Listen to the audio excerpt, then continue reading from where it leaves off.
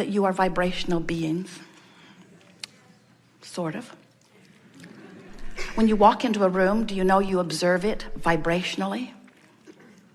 Even what you're seeing is a vibrational observation, because seeing is translation of vibration that you call sight. Hearing is translation of vibration that you call sound. You're just so good at it that you say, oh, I don't translate vibrationally. I just see, I just hear, I just smell, taste, and touch. And we say, but all of that is vibrational interpretation. But even more, when you walk into a room, you are privy to the vibrational content of that room. And when you are privy to the vibrational content, depending upon where you are vibrating, if you've been worried, you're privy to that. If you've been elated, you're privy to that. In other words, depending upon where you've set your tuner, you will then begin to receive in this very fabulous leading edge interpretation of vibration. You'll begin to know right away where your vibrational set point is. Someone said to us recently, and a person or two has had a conversation with Esther recently, and the conversation says, I'm obsessed with this. I'm obsessed with this.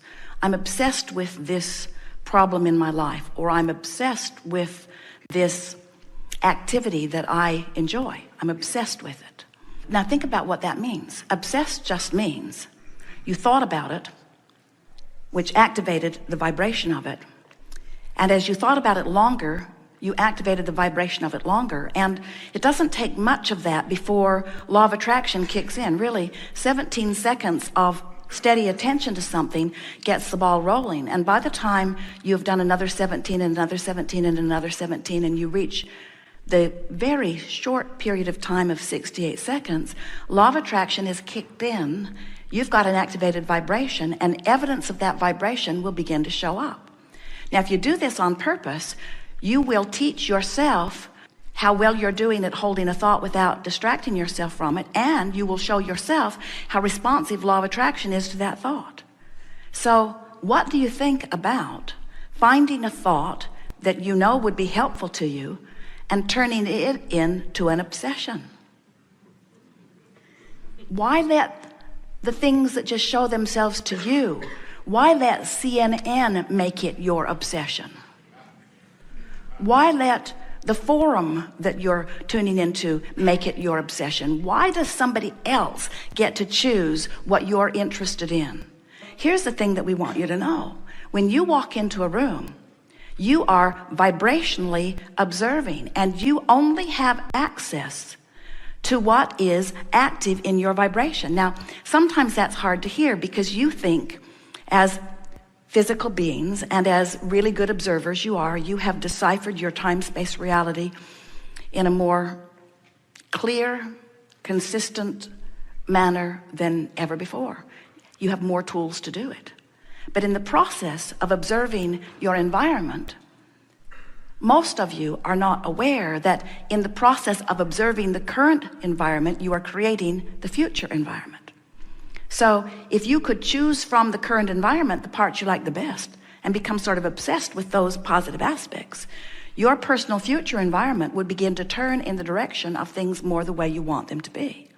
But there's another piece of this that we really want to activate in a way that you will really get it.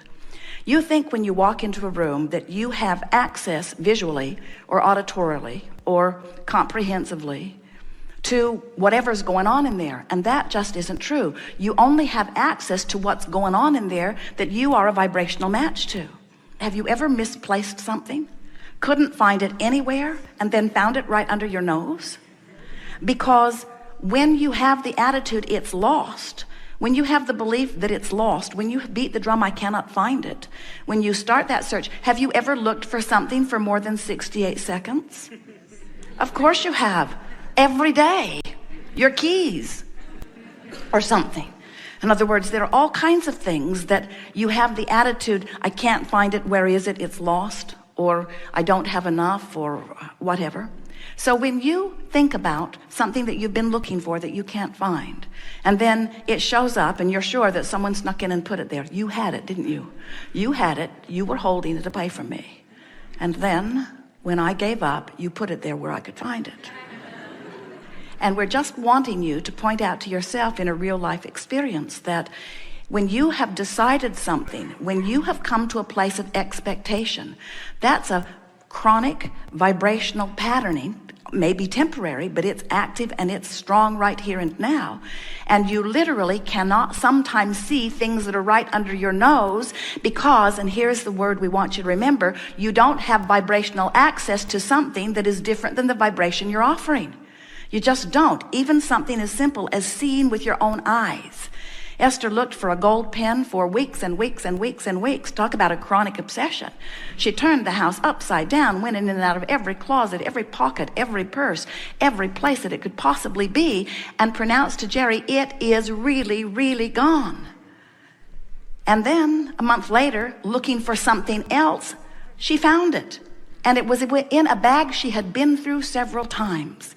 But the universe, not maliciously, vibrationally accurately, carefully guided her tender little fingers around the very thing that she was looking for because she was sure it was lost. And you cannot find something that you believe is lost. You don't have vibrational access to it, you see. And so what we are getting at here is you are vibrational creators. And when you get the hang of being a vibrational creator and you care about tuning your vibration, becoming obsessed, activating chronically, which just means give enough attention to it that it's really active in your vibration, the universe must show you the evidence of what's active in your vibration, and always is. In fact, that's a good way to know what's active in your vibration. You're living it. But that's the part that trips you up. It's active in your vibration, so you're living it, and now you're living it, you're observing it. And now you're observing it, you keep it active in your vibration, and now it's active in your vibration, you're living it. And now that you're living it, you're observing it. Now you're observing it, you're keeping it active in your vibration. And now it's active in your vibration. Law of attraction is bringing you more of it, and as you see more of it, observe it, you keep it active in your vibration, and then you pronounce, this is reality. And we say, of course it is. That's how reality is created. But when you decide that you will no longer be a regurgitator of what is, that you will be a selective sifter of the aspects of what is that thrill you, and that you would turn your attention toward the things that life has caused you to create, then you're off and rolling in a deliberate and satisfying way.